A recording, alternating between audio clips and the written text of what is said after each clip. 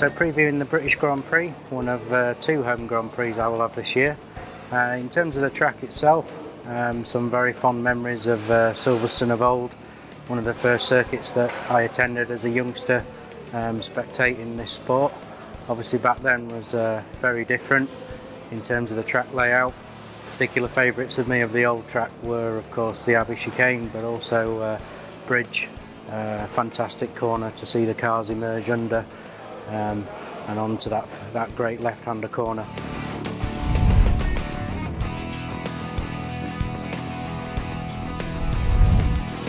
For the circuit itself nowadays, it's obviously changed quite considerably. The addition of the Wellington Straight has obviously lengthened the track, but it still retains quite a lot of its old traits in terms of good aero efficiency is what you need. It's not so demanding on the brakes. It's a track that is reasonably demanding on the tyres.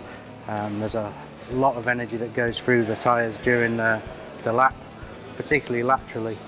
In recent years we've also seen though that the circuit has become more of a rear limited circuit than a front limited, and in general the balance of the wear has been quite consistent across the tyres.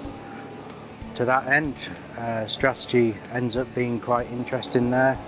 You can usually see a mixture of strategies that can come into play, anything from a one stop through to a two stop, and if the deg's really high you may even see a three. But in recent years it's been somewhere between 1 and 2.